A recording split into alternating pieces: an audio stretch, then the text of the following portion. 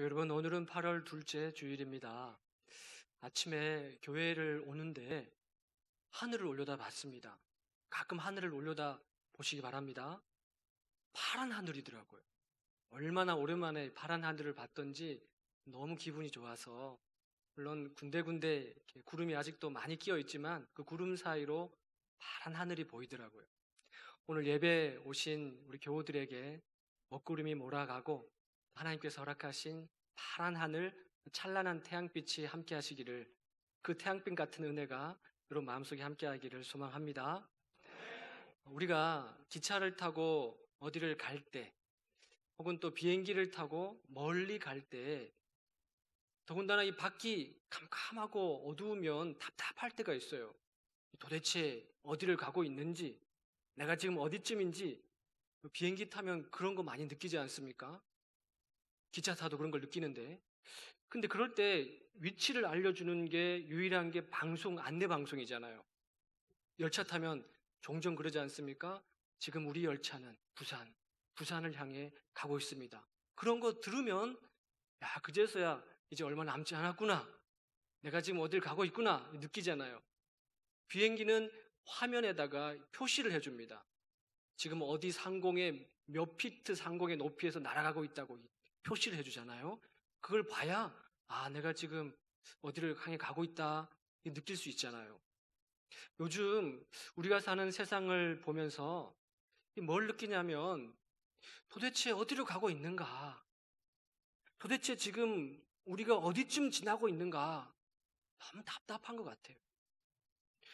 기차 아니라면은 방송이라도 해줄 텐데, 이거는 뭐 방송도 안 해주니 우리가 어딜 가고 어디쯤 지나고 있는지 모르니 너무 답답하더라는 거예요. 우리는요, 다 같은 배를 타고 가는 사람들입니다. 맞죠? 이 지구라는 배를 함께 지금 타고 있어요. 다 저마다 달라요. 삶의 가치관이 다르고 생각이 다르고 생활 방식이 다 달라요. 이 좁은 이 지구 안에 얼마나 많은 일들이 일어나는지 몰라요. 요즘엔 특히 더 참 안타까운 일들이 많이 일어나지 않습니까?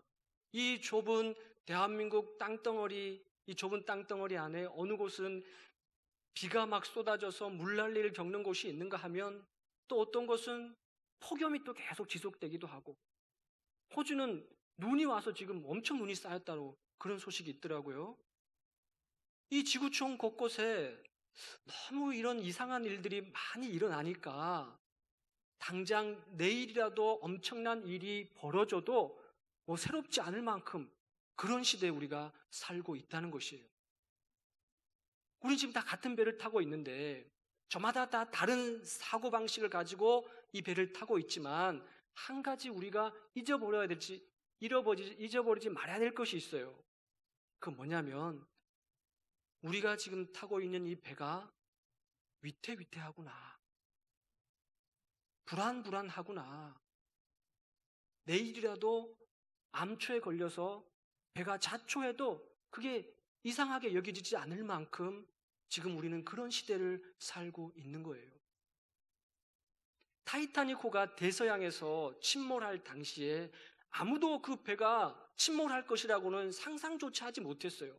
당시에 가장 최신 시설을 갖춘 배였고 가장 화려하고 안전한 배라고 지은 배가 첫 출항을 할 때 2,000명이나 넘는 사람들이 그 배를 타고 딱 출항을 하는데, 그만 대서양에서 빙산과 부딪혀서 배가 침몰하는 것이에요.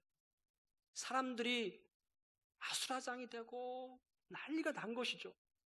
살기 위해서 발버둥 치는데 아무리 해도 안 될 때 구조의 여망이 사라져가고 정말 배가 이제 다 빠져가는 그런 즈음에 어디선가 아름다운 바이올린 선율이 들려왔어요. 찬송가 곡조가 바이올린 선율을 타고 들려오는 것이에요. 내 주를 가까이 하게 함은 십자가 짐 같은 고생이나, 찬양을 잘 부르면 찬양을 불러야 되는데 이 찬양을 잘 못해서, 내 일생 소원은 늘 찬송하면서 주께 더 나가기 원합니다. 우리가 잘 알고 있는 이 찬송가가 바이올린 선율을 타고 쫙 들려오는 것이에요. 숨질 때까지 늘 찬송하면서 주께도 나가기 원합니다. 곳곳에 배에 사람들한테 퍼지기 시작하는 것이에요. 그 아름다운 바이올린 선율의 찬양 소리를 듣고 이 사람들이 마지막 죽음을 준비할 수 있었어요. 어린 두 아이를 함께 탄 엄마가 아이를 재우면서 마지막 기도를 하는 거예요. 그 찬양사를 들으면서 늙은 노부부가 침대 위에 누워서 두 손을 꼭 잡고 부둥켜 안으면서 마지막 죽음의 순간을 기도하면서 맞이하는 것이에요. 그 바이올린 아름다운 찬송 선율이 3시간 가까이, 완전히 배가 다 빠질 때까지 3시간 가까이 그 배에 울려 퍼졌다는 거예요. 저는 이런 생각을 해봤습니다. 교회가 세상을 향해서 이런 아름다운 선율을 들려줄 수 있는가? 지금 어디를 향해 가고 있는지, 어디에 있는지조차 모르는 이 배를 타고 가고 있는데 이 사람들에게 교회가 아름다운 찬송의 소리를 들려줄 수 있는 그런 준비를 하고 있는가? 이런 생각이 들더라고요. 샤르트르라는 철학자가 이렇게 말을 했습니다. 타인은 내게 있어서 지옥이다. 타인이 지옥이다. 이게 무슨 말일까요? 그런데 우리는 이미 타인이 지옥인 이 세상에 살아가고 있습니다. 온갖 경쟁에 내몰린 이런 시대 속에 타인은 나를 올가매는, 나는 그 타인을 밟고 짓밟고 올라서서 이겨야만 하는 그런 경쟁 상대 객체예요. 친한 것 같이 동료인 것처럼 지내지만 시험을 쳐야 될 때, 취업을 해야 될 때 옆에 있는 사람은 적이 되는 것이거든요. 타인이 지옥인 세상에 우리가 살고 있는 것이거든요. 이미 그렇게 살고 있어요. 그런데 타인이 지옥이 되면 이 세상은 희망이 없습니다. 그렇지 않겠습니까? 내 옆에 있는 사람이 나에게 지옥이 될 때 어떤 희망을 찾을 수가 있겠습니까? 차갑고 냉랭하고 어디서도 인간적인 따뜻함은 찾을 수가 없어요. 그래서 성경은, 우리 주님은 뭐라고 말씀하셨냐면 너희들은 타자를 위한 존재다라고 말씀하셨어요.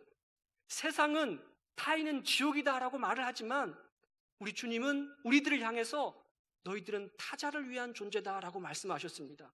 예수님께서 전적인 타자인 우리들을 위해 이 땅에 오셨지 않습니까? 아무 상관없는 우리들을 위해 이 땅에 오셔서 우리의 죄를 다 짊어지셨지 않습니까? 전적인 타자를 위해 그분이 희생한 것처럼 우리 또한 주를 믿는 우리 또한 이 땅을 살아갈 때 누군가를 위한 살리는 그런 삶이 되어야 된다는 것을 우리는 깨달아야 된다는 것이죠. 오늘 우리는 이 본문을 통해서 타인을 위해서 자신을 희생하는 사람들을 만납니다. 예수께서 가버나움에 오신다는 소문을 어떻게 사람들이 듣고 예수께서 계신 집으로 사람들이 몰려가는 것이에요. 본문 2절에 봤더니 많은 사람이 모여서 문 앞까지도 들어설 자리가 없게 되었는데 사람들이 너무 많이 몰려와서 비집고 들어갈 틈이 없는 거예요. 근데 그 순간 어디선가 사람들이 한 환자를 메어다가 데리고 나오는데 3절에 보니까 사람들이 한 중풍병자를 4사람에게 메어가지고 예수께로 올세. 우리는 지금 이 말씀을 읽으면서 별 아무런 느낌이 없지만 한번 생각을 해보세요. 발 디딜 틈도 없이 꽉 들어차 있는 그 앞에 사람 4명이 어떤 사람을 데리고 오는데 그 사람 한 명을 어깨에다가 메고, 오늘 본문에 맨다고 그랬는데 이거는 그 사람을 4사람이 무슨 목마를 태워서 온다 그런 뜻이 아니에요. 누가복음 5장 18절에 따르면 같은 내용을 이렇게 말씀합니다. 한 중풍병자를 사람들이 침상에 메고 와서 예수 앞에 들여놓고자 하였으나, 어디에다가 메고 왔다고요? 침상에. 그러니까 이 넓은 침상에 환자가 누워 있는 것이고 4명이 각각 한두 기퉁이를 나무로 이어서 어깨에 메고 오는 광경을 한번 상상해 보라는 말입니다. 기가 막힌 상황 아닙니까? 이것을 통해 우리가 뭘 알 수 있냐면 침상에 누운 그 사람이 중풍병자라는 것을 알 수가 있어요. 또 한 가지는 침상에 누운 채로 침상에 실려올 정도면 이 사람은 상당히 심각한 병에 걸렸다는 것을 또 알 수가 있습니다. 이 중풍병이라는 것은요, 뇌 혈관이 막혀서 혈액이 공급되지 않아가지고 피가 공급되지 않으니까 마비 증상이 오는 것을 중풍병이라고 합니다. 잘 마음대로 움직이지를 못하는 것이에요. 그런데 이 성경은 여기에서 이 사람이 어떤 이유로 무슨 이유 때문에 이런 병에 걸렸는지 나오지 않아요. 근데 우리가 성경을 읽으면서 복음서를 읽으면서 뭘 느끼냐면 이 시대 때 왜 이렇게 환자들이 많을까? 왜 이렇게 중한 질병 환자들이 많을까? 예수님께서 베데스다 연못에 가셨을 때 그 연못 주변에 행각이 5개가 있었어요. 그 행각 5개 온통 중증 환자들이 질비하게 늘어서 있었어요. 예수님이 가시는 곳곳마다 환자들이 늘 따라다녔습니다. 아니 이때 당시에 왜 이렇게 이런 환자들이 많았을까? 실제로 1세기 팔레스틴 지역의 경제 상황을 연구한 학자에 따르면 그때 당시에 이 중동 팔레스틴 지역은요, 로마의 식민지였습니다. 그러니까 사람들이 땅을 뺏기고 소작농으로 전락을 해서 살았어요. 소작농으로만 산 것이 아니라 많은 세금을 냈어야 됐어요. 항목마다 세금을 붙여가지고 너무 많은 세금을 뜯어냈습니다. 종교세, 성전세, 토지세, 인두세. 그러니 이 세금 내느라고 이 사람들이 지칠 대로 지쳤고 그마저도 못 내는 사람들은 끌려가가지고 매를 맞고 학대를 당해야 됐어요. 그러니 그때 당시 1세기 그때 당시에 경제를 연구한 학자에 따르면 많은 절대 빈곤층이 그 시대에 있었다는 것이에요. 절대 빈곤층이니까 사람들이 늘 굶주렸겠죠. 영양실조에 시달렸습니다. 만성적인 영양실조는 작은 병이 들어오면 그 병을 막아내지를 못하는 것이에요. 면역력이 떨어졌죠. 치료도 받을 수 없죠. 그러니 작은 병이 그 사람 몸에 들어가서 크게 번져서 못 고칠 큰 질병이 되는 것이에요. 그래서 그때 당시에 많은 중증 환자들이 있었다는 겁니다. 이 환자가 침상에 누운 채로 사람들의 어깨에 매여서 나오고 있다는 이 한 장면을 보더라도 얼마나 그때 그 시대 상황이 힘든 상황이었는지를 단적으로 우리가 알 수 있는 것이에요. 이 사람에게 교회 여러분, 희망이 있겠습니까? 내일에 대한 희망이 있을까요? 내일 나에게 새로운 날이 다가올 거야 라는 희망을 가질 수 있었을까요? 저 밖에서 뛰어노는 아이들을 보면서 나도 언젠가는 저렇게 한번 뛰어놀 수 있을까 하는 꿈이 있었을까요? 조금 더 움직이지 못해서 침상에 누워서 하루 종일 하늘만 바라보며 세월을 보내고 있는 이 중풍병자는 차라리 그냥 끝냈으면 좋겠다 그런 생각을 했을 것이에요. 차라리 식구들에게 짐이 되니 그냥 여기서 내 존재가 사라지면 좋겠다 이런 생각을 했을 것이에요. 사람들은 지금 다 어디를 갔습니까? 소문을 듣고 예수께서 계신 집으로 몰려갔어요. 들려오는 소문에 따르면 누구든지 그분을 만난 사람은 새로운 소망을 얻게 된다는 얘기를 들었거든요. 못 고칠 질병도 그분을 만나면 나음받았다는 얘기를 이 중풍병자도 들었거든요. 가고 싶거든요. 이 중풍병자도 가고 싶어요. 그러나 갈 수 없는 거예요. 움직일 수 없으니 다 남의 얘기. 이 중풍병자에게 소망이 있었겠습니까? 그냥 평생 이대로 살다가 끝날 것인가? 아니면 어떤 희망이 나에게 찾아올 것인가? 그런데 참 의외로 이 누워서 평생을 보내는 중풍병자에게 누구를 통해서 희망이 찾아오는가? 그 친구를 안타깝게 바라보고 있는 주변에 있던 친구들에 의해서 희망이 찾아와요. 야, 너는 저기 한 귀퉁이를 들어. 나는 이쪽 귀퉁이를 맬 테니까 자, 우리 같이 한번 매보자 하고 침상을 어깨에 메고 예수께로 나오는 거예요. 무엇이 이 친구들로 하여금 침상체 들고 움직이게 만들었을까요? 어떤 힘이 그 사람들을 움직였을까요? 희망이라는 단어를 히브리어로 티크바라고 말합니다. 티크바. 예레미야 29장 11절 말씀에 따르면 우리가 너무 잘 아는 말씀인데, 여호와의 말씀이니라 너희를 향한 나의 생각을 내가 아나니 평안이요 재앙이 아니니라. 하나님께서 우리를 향한 생각이 평안이요 재앙이 아니라는 겁니다. 믿으십니까, 교회 여러분? 아멘. 하나님이 생각을 하세요.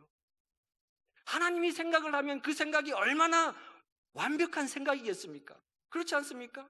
그 하나님이 생각을 하시는데 우리에게 평안을 주시는 게 하나님의 생각이라는 것이에요. 미래와 희망을 주는 것이랍니다. 여기서 나오는 희망이 티크바라는 단어입니다. 근데 이 단어는 제가 연구를 해봤더니 어떤 뜻을 가지고 있냐면, 서로 머리를 맞대고 정신적인 힘을 하나로 모았을 때 주어지는 결과. 제가 생각해도 이게 대단한 말 아닙니까? 언뜻 듣기에 이게 무슨 말이야 이렇게 생각해 볼 수 있지만 한번 곰곰이 생각해 보십시오. 희망은 어떻게 찾아오는가? 서로 머리를 맞대고 정신적인 힘을 하나로 모았을 때 희망이 찾아오는 것이에요. 그냥 가만히 넋놓고 있는 사람에게 희망은 오지 않습니다. 이 4명의 친구들이 침상에 누워서 평생 꼼짝하지 못하는 이 중풍병자 환자를 보고 머리를 맞댄 것이에요. 어떻게 하면 저 친구를 살 수 있게 할까? 어떻게 하면 저 친구가 살만한 세상이라고 마음에 느낄 수가 있을까? 어떻게 하면 평생 저 병을 짊어지고 가야 되는데 저 병을 낫게 할 수 있을까? 바라보는 4명의 친구들의 마음속에는 그 마음이 있었다는 것이에요. 그것이 누워있는 저 중풍병자를 들쳐매고 오게 하는 힘이 됐다는 것입니다. 동력이 됐다는 것이에요. 생각해 보십시오, 교우 여러분. 우리 가족 중에 누군가가 죽을 병이 걸렸어요. 다른 가족이 그 가족을 너무너무 사랑합니다. 고치고 싶지 않겠습니까? 무슨 수를 써서라도 그 가족 고치고 싶지 않겠어요. 그런데 이런 소문이 들려왔어요. 저 부산에 가면 동현의원이라는 곳이 있는데 거기 가면은 그 병을 고친대. 그러면 누군들 내 병든 가족을 들쳐매고 동현의원으로 오지 않겠습니까? 가는 것이죠. 믿음이죠. 움직이게 하는 힘이죠. 친구들에게 가지고 있었던 그 믿음, 반드시 그분에게 내가 이 사람을 데리고 가야 되겠다, 그것이 이 친구들의 마음을 움직이는 것이에요. 성자 프란체스코라는 책에 보면 이런 이야기가 있습니다. 한겨울인데 아몬드 나무가 꽃을 피운 거예요. 꽃을 피울 때가 아닌데. 그랬더니 옆에 있던 나무들이 막 시기를 하고 막 뭐라 그러는 거예요. 아니, 지가 뭐 이렇게 잘난 줄 알아? 저게 무슨 허영이야. 지금이 어디 꽃을 피울 때야? 아니, 저 혼자 저렇게 꽃을 피운다고 봄이 올 것 같아? 막 주변에 있는 나무들이 시샘을 해서 막 비아냥거렸습니다. 그랬더니 아몬드 나무가 그것을 듣고 있다가 이렇게 말을 하는 거예요. 용서하세요, 자매님들. 나도 결단코 꽃을 피우려고 하지 않았어요. 그런데 내 가슴 속에서 봄바람이 불어오는 것을 어떻게 막을 수가 있겠어요? 저 가슴 밑바닥에서부터 바람이 불어오는데 그것을 어떻게 막을 수 있냐는 것입니다. 그 친구들 마음속에 저 중풍병자를 데리고 가야 되겠다는 그 바람이 불어오는데 그 바람을 어떻게 막을 수가 있냐는 것이에요. 그 바람이 꽃을 피우고 그 바람이 봄을 가지고 오는데 그것을 어떻게 막을 수가 있냐는 것입니다. 그 소망이 이 4명의 친구들의 마음을 움직여서 중풍병자를 데려오게 한 것입니다.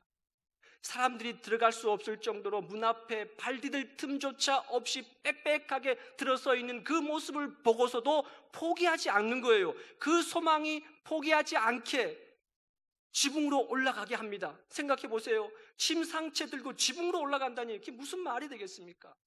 지붕을 뚫고 침상체 달아내리는 것이에요. 그 소망이 이 사람들을 움직이는 것입니다. 아마 그것을 지켜보던 사람들이 뭐라고 말했겠습니까? 저 미친놈들 아니야? 아니 저걸 침상을 저기 지붕으로 올라가고 갖고 있네? 아니 왜 지붕을 뜯어? 저런 아마 다들 이렇게 생각하지 않았겠습니까? 그러나 저 친구를 우리 주님께 데려가야 된다는 불어오는 바람을 막을 수가 없는 것이에요. 그것을 물끄러미 지켜보고 있던 우리 주님께서 뭐라고 말씀하셨습니까? 작은 자야 내 죄 사함을 받았느니라. 본문 5절, 예수께서 그들의 믿음을 보시고 중풍병자에게 이르시되 작은 자야 내 죄 사함을 받았느니라. 중풍병자의 믿음을 보신 게 아닙니다. 옆에 있는 그 친구들의 믿음을 보신 거예요. 옆에 있는 사람들의 친구들의 믿음. 어떤 한 가족이 병들어 죽어가고 있는데 그 옆에 있는 사람들의 가족이 믿음이 없다면 그게 무슨 소용이 있겠습니까? 그들의 믿음을 보고, 그 옆에 있는 친구들의 믿음을 보고 무모하리 마치 헛된 것처럼 보였던 그들의 행동, 침상채 들고 지붕에 올라가는 게 제정신이겠습니까? 지붕을 뚫는 것이 누가 보더라도 무모한 행동이에요. 그러나 예수님은 그 사람들의 행동을 믿음으로 보신 거예요. 믿음으로 보신 겁니다. 사랑하는 교회 여러분, 이것이 주님의 마음을 감동시킨 것이에요. 내가 저 침상에 누워있는 저 중풍병자 내 친구 반드시 데려가야 되겠다. 믿음이에요. 믿음이란 무엇인가? 믿음의 대상을 향해서 일관되고 지속적인 신뢰입니다.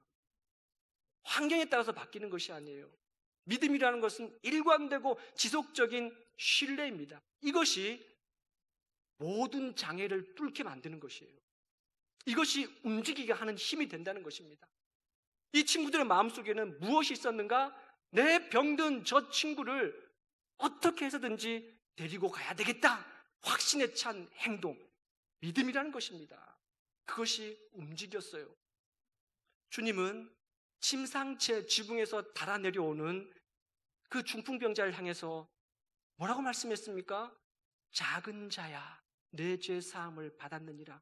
작은 자라고 말을 합니다. 작은 자. 이 작은 자는 문자적으로 어린아이를 가리킵니다. 문자가 그래요. 헬라어 원어가. 그러나 이거는 실제로 중풍병자가 그럼 어린아이였냐? 그런 뜻이 아니에요. 정신적으로 미숙한 단계, 영적으로 아직 깨어나지 않은 단계, 주님을 만나지 못해서 이 세상을 살아가되 내가 왜 살아가는지 모르는 상태, 배를 타고 항해를 하고 있는데 내가 지금 어디를 향해서 가고 있는지, 어디쯤 가고 있는지 모르는 상태, 주님을 만나 거듭남을 경험하지 못한 상태, 작은 자입니다. 작은 자. 우리 주님께서 그 작은 자를 향해서 네 죄 사함을 받았느니라 라고 말씀하시는 것이에요. 얼마나 이 말씀 속에 주님의 사랑이 담겨 있습니까? 그 병을 먼저 치유한 것이 아닙니다. 주님이 네 중풍병이 낫다라고 먼저 말씀하신 것이 아니에요. 네 죄 사함을 받았느니라 먼저 말씀하시는 거예요. 왜 그럴까요? 육체의 질병보다 마음의 질병이 더 중요하기 때문에 그런 겁니다.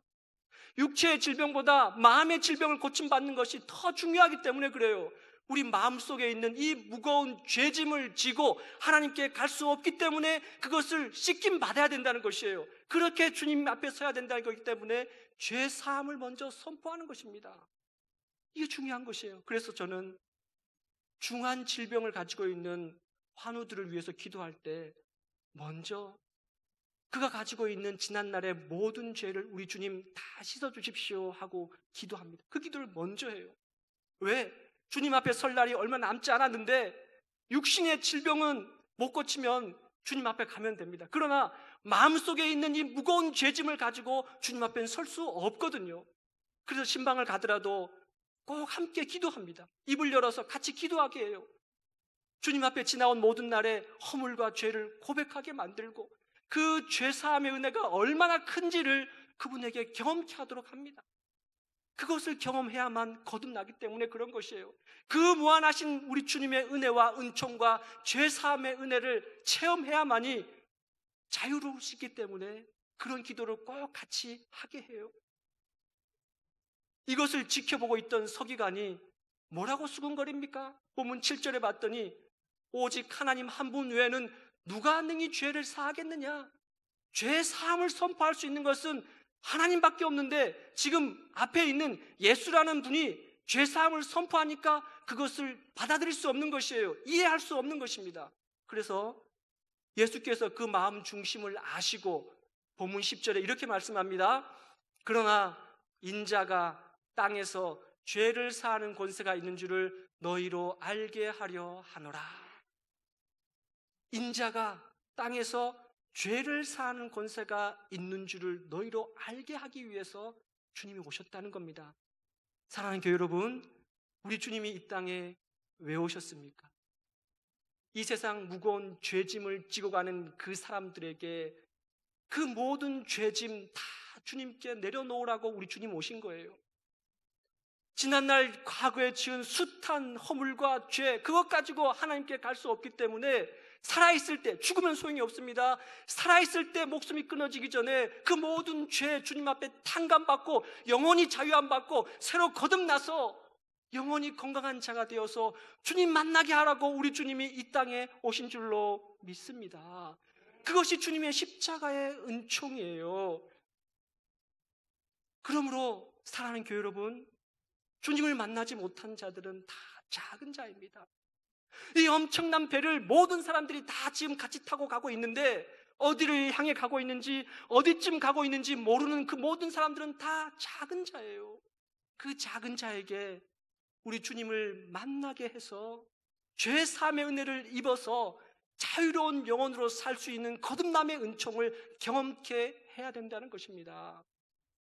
장기수로 복역을 하다가 감옥에서 석방된 어떤 분이 감옥으로부터의 사색이라는 책을 지었어요.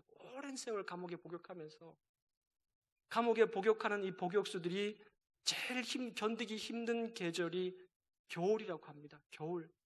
이 영하의 혹독한 추위를 그냥 차가운 바닥에서 맨몸으로 버텨내야 되기 때문에 이만저만한 고통이 아니겠죠. 그런데 이분은 더 잔인한 계절이 여름이었다라고 거기에 쓰고 있어요. 왜 그런가 하면 이 여름은 옆에 있는 동료들을 증오하게 만든다는 것이에요. 이게 무슨 말인가? 여름에 그 뜨거운 열대야가 한밤에도 계속 지속되는데 이 좁은 감옥에서 다다다다닥 이 사람들이 붙어서 잠을 잘 때 옆에 누워있는 이 동료는 그 순간은 37도의 열덩어리라는 것이에요. 죽도록 밉대요. 너무 나도 뜨거운데 옆에 뜨거운 사람이 있으니까 가장 가까이 있는 사람이 가장 미워하게 되는 증오의 대상이 된다는 것이에요. 그런데 어느 날 이분이 열대가 심한 밤에 이리 뒤척 저리 뒤척 하면서 겨우겨우 잠을 청하고 있는데 갑자기 어디선가 시원한 바람이 이렇게 불어오더라는 겁니다. 그래서 눈을 뜨고 봤더니 동료 중에 한 명이 일어나서 옆에 있는 동료들에게 이렇게 부채질을 해주고 있더라는 거죠. 그 순간 이분이 뭘 느꼈냐면 형벌받은 이 좁은 감옥이 거룩한 장소로 변하는 것을 느꼈대요. 천사를 봤답니다. 형벌받은 감옥이 어떻게 거룩한 장소가 될 수 있겠습니까? 자기도 덥지만 더워하는 동료들을 위해서 부채질을 해서 시원한 바람 한 줌을 불어줄 수 있는 그 사람을 통해서 거룩한 장소로 바뀌는 것이에요. 평생을 침상치에 누워있는 이 중풍병자에게 허송세월하면서 평생을 그렇게 보내야 되는 이 중풍병자에게 주께 데려가 주를 만나 죄사함을 받고 새로운 인생으로 살게 하기 위한 이 네 사람의 희망의 바람, 이 희망의 바람으로 이 중풍병자는 거듭나는 삶을 살게 되거든요. 사랑하는 교회 여러분, 우리 또한 같은 배를 타고 항해하고 있는 누군가에게 희망의 바람, 희망의 부채바람을 붙여주면서 소망의 항구로 이룰 수 있는 그런 삶을 살아가는 저와 여러분 되기를 간절히 소망합니다. 아멘. 주님, 무더운 여름 시원한 한 줄기 바람이 몹시도 그리운 열대가 지속되는 밤, 하나님, 우리도 그렇게 부채질을 해줄 수 있는, 시원한 한 줄기 바람을 불어줄 수 있는, 평생을 침 상치에 누워서 살아가야 되는 친구를 보면서 반드시 저 친구에게 새로운 삶을 가져다 주고 싶다는 그 희망의 바람, 그 바람을 불어일으켜서 우리가 있는 공간을 거룩한 공간으로 변화시킬 수 있는 하나님의 사람으로 서게 하여 주옵소서. 예수님의 이름으로 기도드립니다. 아멘.